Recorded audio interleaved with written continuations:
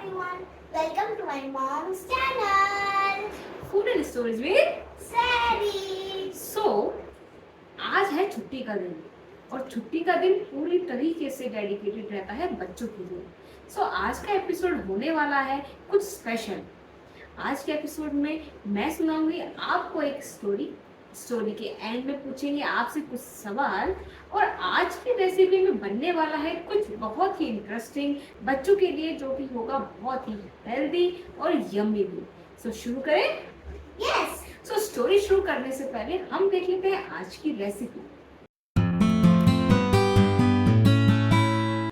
एक गांव में एक ब्राह्मण रहता था। वो ब्राह्मण बहुत पूजा पाठ करता था, सबकी बहुत सहायता करता था, बहुत अच्छा इंसान था। पर उस ब्राह्मण को खाली एक ही दुख था कि उसकी कोई संतान नहीं थी। वो भगवान के मंदिर जाके रोजाना भगवान से प्रार्थना करता। वो डेली मन्नत मांगता कि भगवान मुझे एक संतान दो। और एक दिन उसकी ये मनोकामना भी पूरी हुई। उसके यहाँ पे जन्म लिया एक पुत्र ने। अब देखते ही देखते समय बीतता गया। उसका पुत्र हुआ 15 साल का।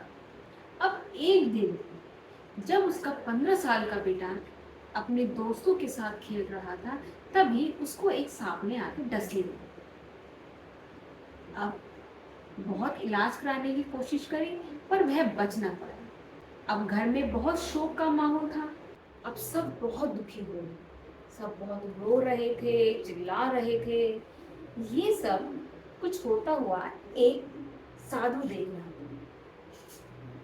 जब साधु ने देखा कि ये लोग बहुत दुखी हो रहे हैं, बहुत रो रहे हैं, तो उसके मन में उनकी सहायता करने लगे। अब साधु ब्राह्मण के पास आया और बोला, देखो मैं तुम्हारी मदद कर सकता हूँ। ब्राह्मण बोला कि महाराज आप मेरी मदद कैसे करेंगे? अब साधु बोला कि देखो मैंने अपने पूरे जीवन बहुत तप किया, तो भगवान ने खुश होके मुझे एक आशीर्वाद दिया कि मैं अपना शरीर कभी भी त्याग सकता हूँ। यह सुनकर ब्राह्मण बोला कि महाराज आप मेरी मदद ऐसे कैसे कर सकते हो?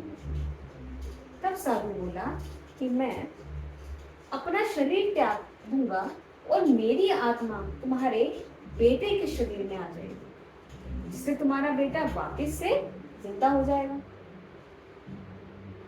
अब ब्राह्मण को इस बात पे कुछ विश्वास नहीं हुआ। उसने बोला कि आप अगर जो बोल रहे हैं वह सत्य है, तो यह तो मेरे लिए बहुत अच्छा है, और अगर जो आप बोल रहे हैं वो नहीं हो पाया तो आप देख लीजिए, आपको भगवान से डरना चाहिए। अब साधु ने इसको एक चुनौती के रूप में लिया। सारा गांव आके खड़ा हो चुका था। सब लोग प्रतीक्षा कर रहे थे कि ये चमत्कार हो तो हम भी देखें। अब समय आ चुका था। साधु कर रहा था तैयारी लड़के के शरीर में प्रवेश होने की। पर उससे पहले क्या देखते हैं। साधु पहले तो बहुत जोर जोर से रोया। उसके बाद अचानक से वह खूब खुश हुआ, नाचा गाया। क्यों? वही तो सवाल है। आप सोचो। इतने हम चलते हैं अपनी रेसिपी की तरफ। Yes. खजूर शेक के लिए हमें चाहिए रात भर सोक करे हुए खजूर, जिनके हमने बीज रिमूव कर दिए हैं। कैश्यूज जो हमने रोस्ट कर रखे हैं। आमंड्स ये भी रोस्टेड हैं।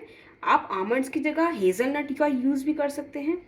और साथ में हमने लिए हैं कुछ वॉलनट्स। वॉलनट्स को हमें रोस्ट नहीं करना। और हमारा मिल्क। अगर 2 लोगों के लिए आप ये शेक बना रहे हैं तो हमें चाहिए होंगे तकरीबन 10 से 12 सोक करे हुए डेट्स। हमें इनका पानी रिमूव नहीं करना, बिकॉज सारी शुगर इनके पानी में ही आ चुकी है। साथ में हमें चाहिए 7 से 8 वॉलनट्स, 7 से 8 ही रोस्टेड कैश्यूज और 7 से 8 आमंड्स। और हमें इन्हें दूध के साथ करना है ग्राइंड।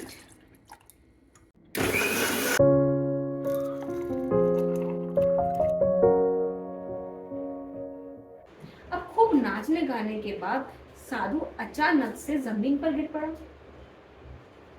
और देखते ही देखते ब्राह्मण के बेटे को होश आ गया। वह जीवित हो चुका था। अब पूरा गांव देख के हक्का बक्का रह गया। उन्होंने सोचा कि ये तो वाकई में चमत्कार हो गया। अब साधु की आत्मा आ चुकी थी ब्राह्मण के बेटे के शरीर के अंदर। तो अब साधु का शरीर तो ना रहा, पर ब्राह्मण का बेटा तो जिंदा हो गया था। अब साधु के शरीर को जला दिया गया और ब्राह्मण अपने बेटे के साथ खुशी खुशी रहने लगा। तो अब है क्विज का टाइम।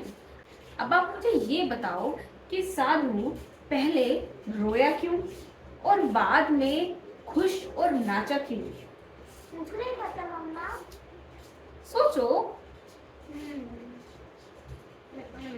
तो साधु पहले रोया इसीलिए क्योंकि उसने अपने जीवन भर तप किया, भगवान से प्रार्थना की, तब जाके उसे इतना तेजस्वी होने का आशीर्वाद मिला। और अब जब इतने साल बीत चुके थे, उसे आशीर्वाद मिल चुका था, तब उसने अपना शरीर ही त्याग दिया। और खुश वो इसीलिए हुआ क्योंकि पुराना बूढ़ा शरीर त्याग करके अब उसको एक नया शरीर मिला, जिससे वो एक अच्छा जीवन, एक बहुत मजेदार खेल कूद का जीवन व्यतीत कर सकता था। हाँ। ओके।